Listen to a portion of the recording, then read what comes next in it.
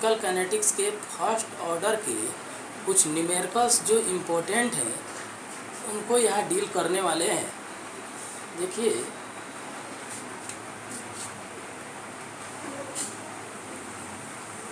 Question number first जो है इसमें बोल रहा है the rate constant of first order reaction is 60 per second. What would be time required to become 1/16th part of initial concentration of reactant. That means यहाँ rate constant का value दिया हुआ है, इसका हम लोग सॉल्यूशन कर रहे हैं।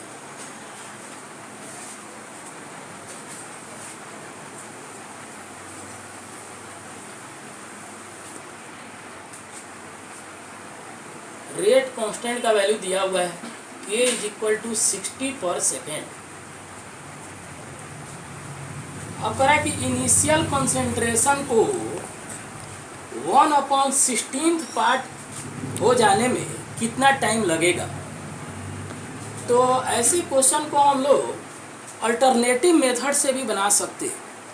जब इनिशियल कंसंट्रेशन और फाइनल कंसंट्रेशन का रेशियो यहाँ 1/2 के पावर इंटीजर के रूप में आता हो तो अल्टरनेटिव मेथड से बहुत जल्दी प्रॉब्लम सॉल्व हो जाता है।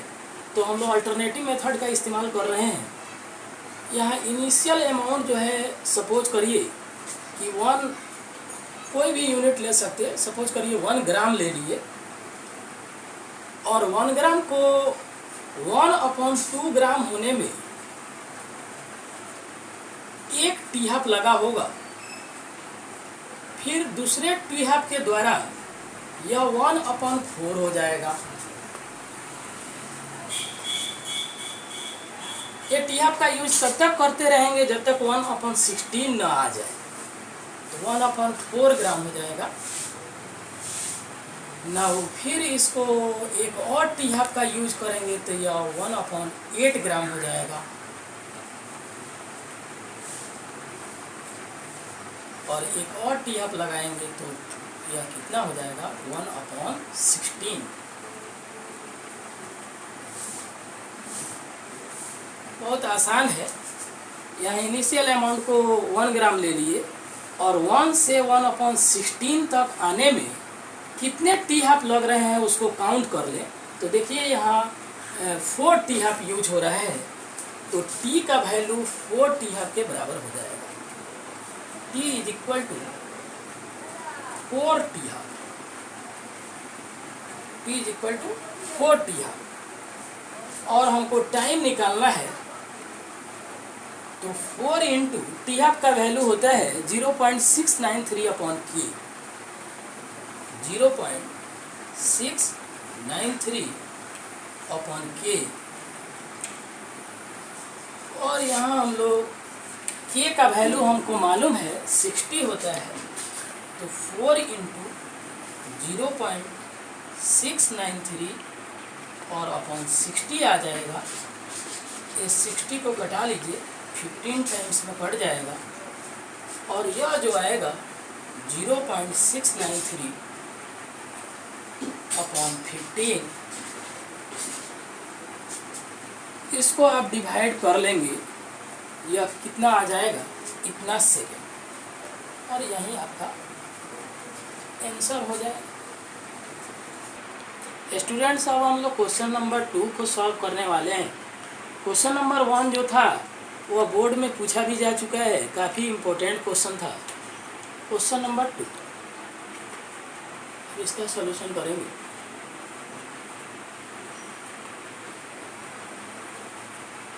क्वेश्चन नंबर 2 में क्या कह रहा है कि so that in the case of a first order reaction the time required for 99.9% of the reaction to take place is almost about 10 times that required for half the reaction. मतलब t half का जो value होगा उसका 10 times 99.9% completion के time के बराबर होगा। That means आपको प्रूफ क्या करना है, t 99.9% completion is equal to almostly equal बोलिए, ऑलमोस्टली इक्वल टू 10 टी है। यही आपको प्रूव करना है, यही चीज़ हम लोग को प्रूव करना है। तो देखें फर्स्ट ऑर्डर रिएक्शन में हम लोग को मालूम है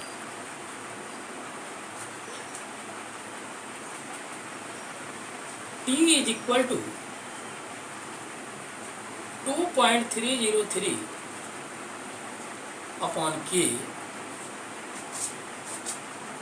लॉग इनिशियल कंसेंट्रेशन A0 मान लिए और अपॉन E। यही फर्स्ट ऑर्डर रिएक्शन के लिए फॉर्मूला होता है। 99.9% कंप्लीशन का मतलब हुआ 0.1% का बचना। 0.1% जब बच रहा हो तो उसको हम लोग 0.1/100 करेंगे तो वह 0.001 के बराबर आ जाएगा, 2.303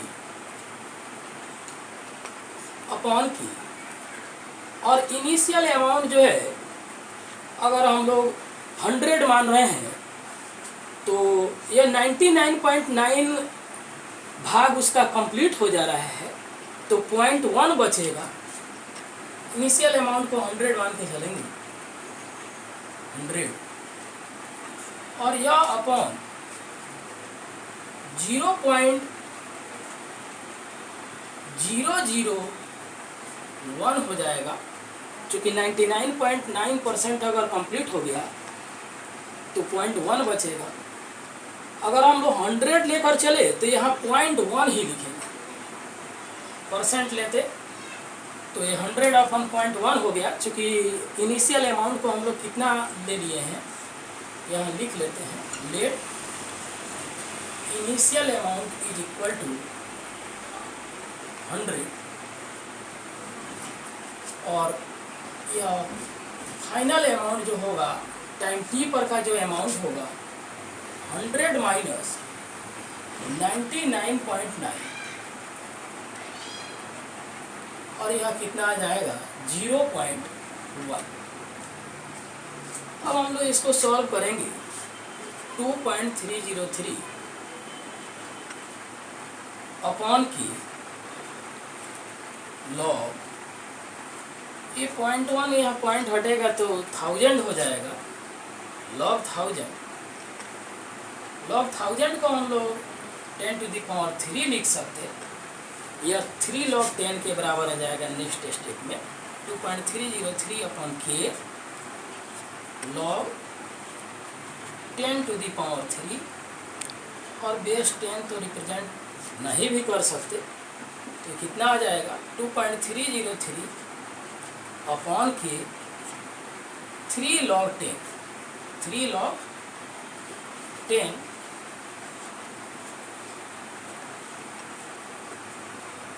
log 10 1 होता है तो यह 2.303 इंटू 3 अपॉन K हो जाएगा, चूँकि log 10 बराबर 1।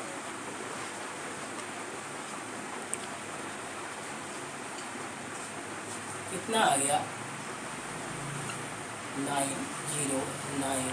6.909 अपॉन K।